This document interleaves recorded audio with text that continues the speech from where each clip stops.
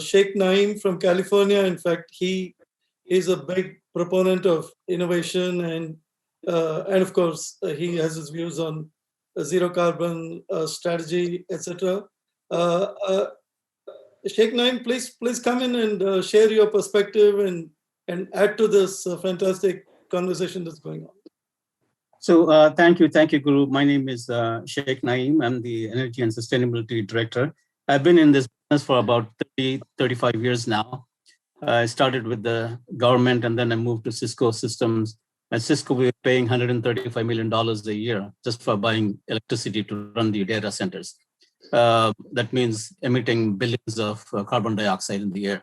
So this is my chance to present or just to comment on the discussion going on. Can I make a presentation? Before I get into the presentation, I want to comment on Anissa's point.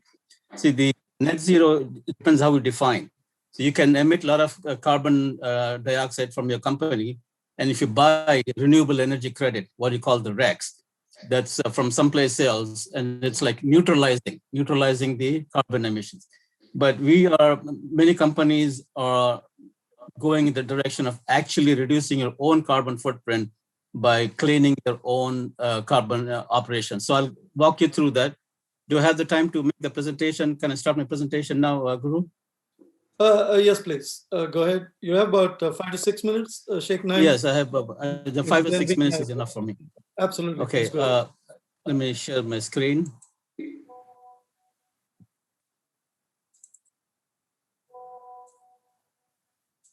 Yeah, okay. Thank you, Guru, and thank you, Akram, for giving me the opportunity to speak in this session. Like I said, my name is Sheikh Nayeem. I've been in the industry for 35 years. My presentation is from an industry, end user, and technology perspective. First of all, I want to say Happy Environment Day. This event, a special gathering of many countries, is a tribute to all of you who work every day to make India and the world a better place to live and thrive.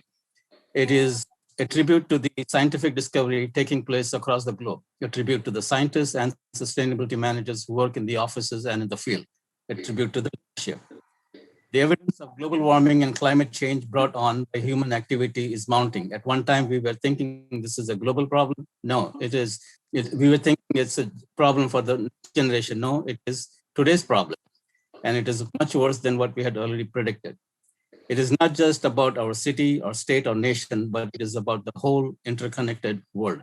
So we must think globally and act locally.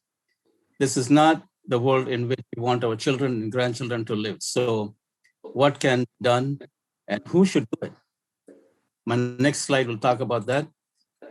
We all have a responsibility to perform. We have the sectors on the left-hand side. All these sectors have a responsibility. The government, starting with the government, they should develop climate action plan. In fact, every government, every big company should have a climate action plan. Develop and enforce sustainability policy at local, state, and to increase awareness, local, state, and national levels, provide incentives to businesses and residents. The energy companies and utilities increase green generation portfolio. Must work with the customers and communities to increase awareness, education, and outreach. Industry, the auto industry, the air conditioning industry, the refrigeration industry, high-tech industry, especially the data centers, must develop products that consume less energy. These companies use a lot of energy, but they also must produce products that consume very less energy, especially the data centers. Just to give an example, at homes and offices, we use about 5 or 10 watts per square foot. The data centers use about 200 watts per square foot. You see the magnitude of difference. So they must be more efficient in their product development as well as energy use. Businesses and end users, they should measure their carbon footprint and set goals to reduce carbon emissions, conserve the use of natural resources, implement energy, water, waste management, and green procurement policies. Increase sustainability awareness among employees and business partners. This awareness is very, very critical. Education and research institution.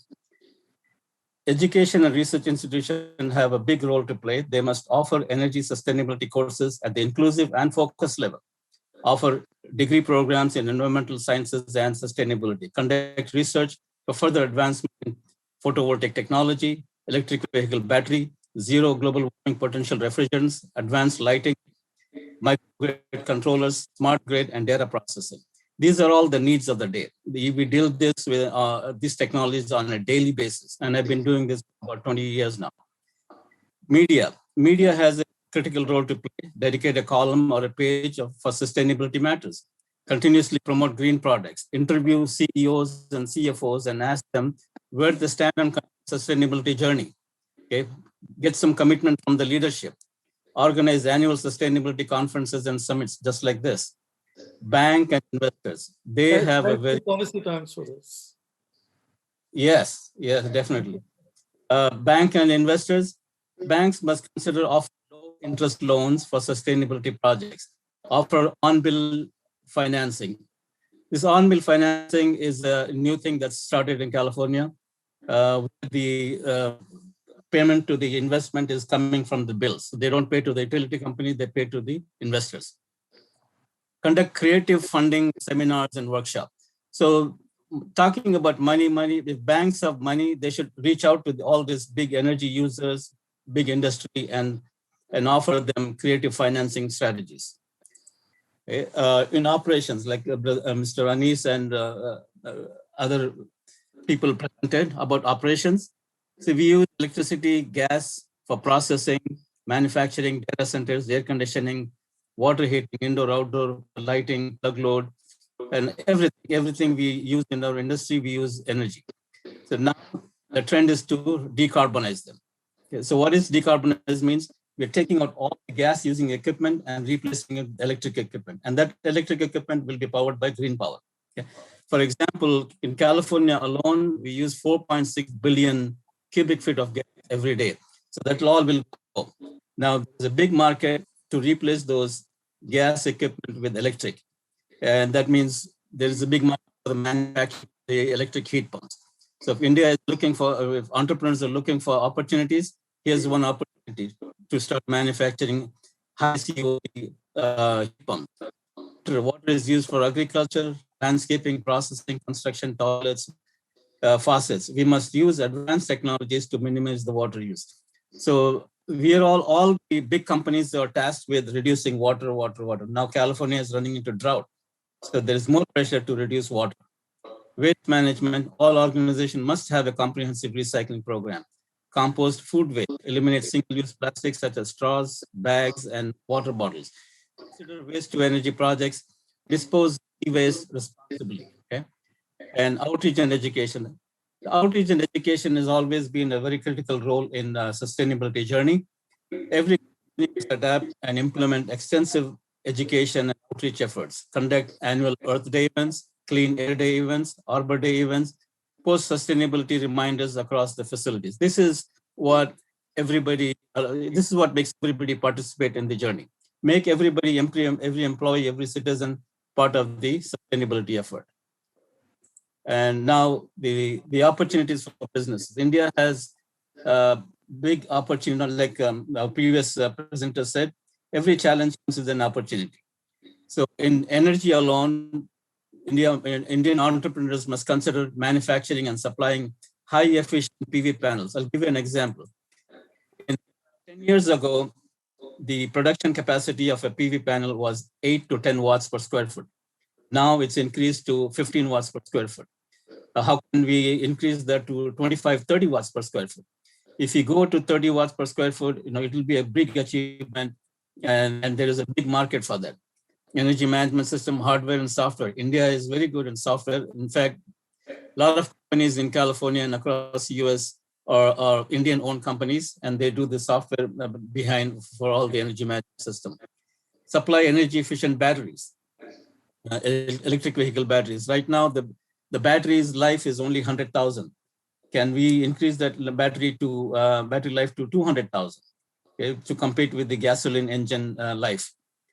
Okay, and, supply electric cars, trucks, scooters, supply smart grid and microgrid. So because of the natural disasters we are facing, all companies are moving towards microgrid technology. So what it is making your own company grid independent. Just in case of calamities, they can operate their business without any interruption. supply high performance heat pumps, and supply EER, high EER AC units. These are all opportunities for business. In the near future, we will be looking for high COP performance heat pumps and then high EER AC units. The water and manufacture and supply of water, advanced irrigation controllers and software, water efficient toilets, urinals, shower heads. The government is buying a lot of these low efficient toilets and urinals and giving it for free to most of its customers. Waste management, penetrate the market of recycling, refurbishing, reusing electric batteries, storage batteries, and PV panels at the end of life. So there is a big question: what will happen to the batteries after the end of electric car? So the battery life is 100,000 miles, and after 100,000 miles, where does the battery go? Can we recycle it? Can we reuse it? Or is it going to the landfill? So there is a big opportunity for research and business opportunity here. And then research and development, India must consider research in the advancements of PV panels, how to extend life of the electrical batteries, DC fast chargers. For example, right now it's taking about 8 to 10 hours to charge an electric car in a level 2 charger, and it takes about 3-4 hours in a DC fast charger. What can be done to reduce that time to maybe half an hour, 15 minutes? So there is a huge opportunity for research and development, and market is very hungry for this kind of technology. Battery energy storage. How can we store more energy in the battery and use it during the emergency purposes? There's a big market for opportunity for.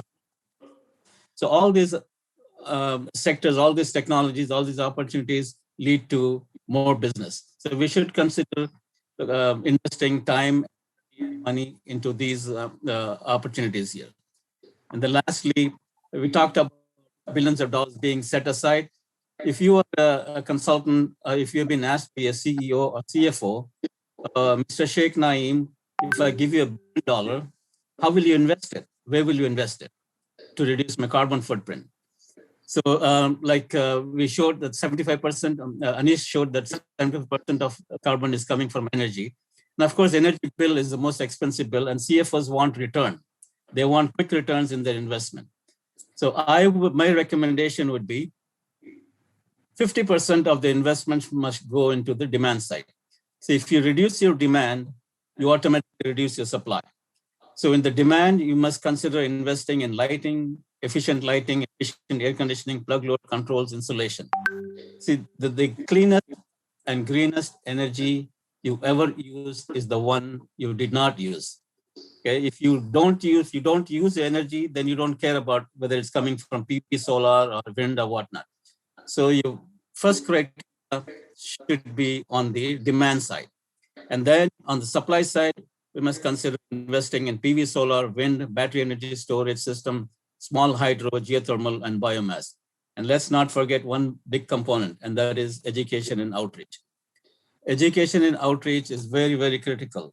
It's not enough that just you and me know about the sustainability. We should take every effort to educate all the citizens of India and the world to be part of this sustainability journey. And then my last slide is, in conclusion, is it is true that climate change and the challenge of sustainability are global problems. Greenhouse gas emissions have the same impact on atmosphere and our planet, regardless whether they originate in America, Europe, or Asia. But climate change is also a very much local problem. Solving begins with each of us. The question is how fast reduce the carbon emissions. Thank you. I'm happy to take questions.